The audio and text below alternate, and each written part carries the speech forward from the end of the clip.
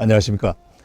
생활전선에서 부부가 함께 일하다 보면 아이들에 대한 보호에 소홀할 수 있습니다.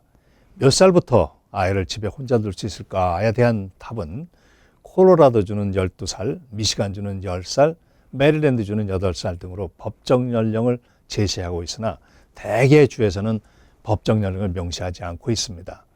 뉴욕주의 경우도 법정 연령을 명시하지 않지만 전반적으로 검토해 볼 때 10살, 11살의 경우 낮 시간 중 한두 시간은 혼자 집에 있을 수는 있지만 어린 동생을 돌보는 경우는 없도록 해야겠습니다. 어린 동생은 보호자와 항상 동반되는 것이 요구되기 때문입니다. 12살 이상이 되면 저녁 시간까지 혼자 집에는 있지만 혼자 있는 시간을 4시간 정도로 제한하고 16살 이상이 되면 밤 시간에도 혼자 있을 수 있지만 연속 이틀 밤을 혼자 있게 하는 것은 없도록 하는 것이 좋겠습니다. 아이들의 성숙도, 상황 대처 능력, 주변 환경 등이 고려되고 있고 그 대처 능력이 없는 아이를 보호자 없이 집, 차 또는 공공장소에 혼자 있게 하는 경우 차일드 네그렉트, 아동을 소홀하게 보호한 것으로 간주되어 사안의 경중에 따라 체포 또는 양육권을 박탈당할 수도 있습니다. 아이들이 필요로 하는 음식, 의복, 주거를 보장하지 못할 때, 즉 아이들의 보건, 안전과 건강에 위협이 될 수 있는 어떤 것들에 대한 적절한 대처와 배려를 못할 때에 관리를 못하는 그런 문제가 야기되고 이 또한 차일드 네그렉트의 조사 대상이 됩니다. 차일드 네그렉트와 함께 나타날 이슈들은 차일드 어뷰즈, 아동학대, 차일드 어벤던먼트, 아동 방기인데 이에 해당되는 경우 법적 처벌 대상이 됩니다.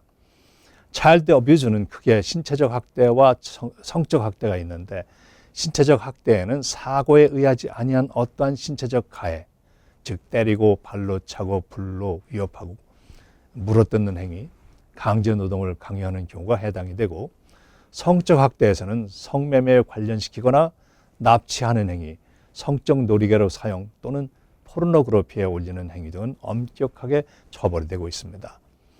정서적인 학대는 아이들을 심리적 수용 능력 또는 정서적 안정에 손상을 가하는 행위인데 눈에 띌 만큼 변화가 된 행동이나 정서적 반응 또는 불안감, 우울증, 의기소침 또는 과격한 행동들이 반증으로 나타나게 됩니다. 이러한 반증들을 근거로 해서 문제가 제기될 수 있습니다.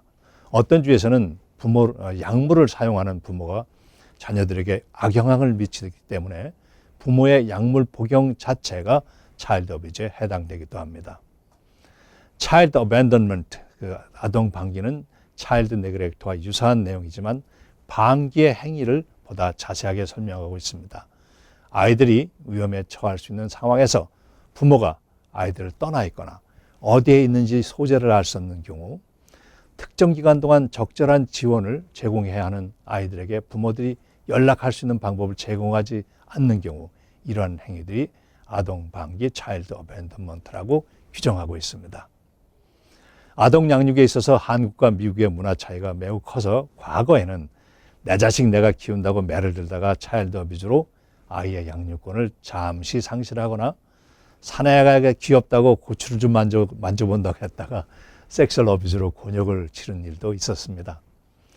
아이들과 접촉이 많은 교사, 카운셀러, 사회사업가, 병원 종사자들의 경우 아이들이 불이익이나 문제점을 발견하고 보고하지 아니하면 라이선스를 박탈당하는 엄격한 규정이 있습니다.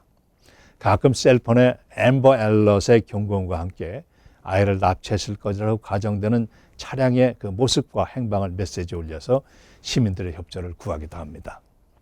아이들을 잘 보호해야 하겠습니다.